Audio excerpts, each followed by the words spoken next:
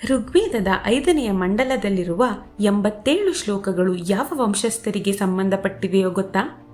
ಆ ಘನತೆ ಅತ್ರಿ ಮಹರ್ಷಿ ವಂಶಸ್ಥರಿಗೆ ಸಲ್ಲುತ್ತದೆ. ಈ 5ನೇ ಮಂಡಲವನ್ನು ಅತ್ರಿ ಮಂಡಲವೆಂದೂ ಸಹ ಕರೆಯುತ್ತಾರೆ. ಅತ್ರಿ ಪ್ರಸ್ತುತ ವೈವಸ್ವತ ಮನ್ವಂತರದ 7 ಮಹಾನ್ ಋಷಿಗಳಲ್ಲಿ ಒಬ್ಬರು. ಬೃಹದಾರಣ್ಯಕ ಉಪನಿಷತ್ತಿನಲ್ಲಿ ಒಂದು ಅದ್ಭುತ ಉಲ್ಲೇಖವಿದೆ. ಅಲ್ಲಿ ಪ್ರತಿಯೊಬ್ಬ ಸಪ್ತರ್ಷಿ ಬ್ರಹ್ಮನ ಒಂದು ಇಂದ್ರಿಯ ಅಥವಾ ಅಂಗವನ್ನು ಸಂಕೇತಿಸುತ್ತಾರೆ. ಅದರ ಪ್ರಕಾರ ಅತ್ರಿ ಮಹರ್ಷಿ ಬ್ರಹ್ಮನ ನಾಲಿಗೆಗೆ ಸಂಕೇತ.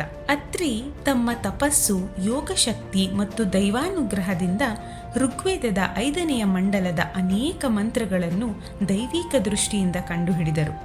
ಆದ್ದರಿಂದ ಅವರನ್ನು ಮಂತ್ರದ್ರಷ್ಟ ಮಹರ್ಷಿ ಎಂದು ಗೌರವಿಸಲಾಗುತ್ತದೆ. ಅತ್ರಿ ಮಹರ್ಷಿಯ ವೈವಾಹಿಕ ಜೀವನವು ಅಪರೂಪದ ಕಥೆಯಾಗಿದೆ.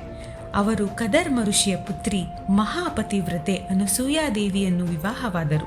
ದೇವಿ ಅನಸೂಯ 7 ಮಹಾಪತಿವ್ರತೆಗಳಲ್ಲಿ ಪ್ರಮುಖ ಸ್ಥಾನ ಹೊಂದಿದ್ದಾರೆ. ಈ ದಾಂಪತ್ಯದಿಂದ 3 ದಿವ್ಯ ಪುತ್ರರು ಜನಿಸಿದರು: ದತ್ತಾತ್ರೇಯ, ದೂರ್ವಾಸ ಮಹರ್ಷಿ ಮತ್ತು ಚಂದ್ರ. ಅತ್ರಿ ಮಹರ್ಷಿ ಸ್ಮರಣಾರ್ಥವಾಗಿ ಇಂದೂ ಕೂಡ ಆಂಧ್ರ ಪ್ರದೇಶದ ಅತ್ರೇಯಪುರಂ ಪ್ರದೇಶದಲ್ಲಿ ಅತ್ರಿ ಮಹರ್ಷಿಯ ಪ್ರತಿಮೆಯನ್ನು ಸಹ ಕಾಣಬಹುದು. ತ್ರಿಮೂರ್ತಿಗಳೇ ದೇವಿ ಅನಸೂಯೆಯ ಪಾತಿವ್ರತ್ಯವನ್ನು ಪರೀಕ್ಷಿಸಲು ಬಂದಾಗ ಏನು ಮಾಡಿದಳೋ ಗೊತ್ತೇ?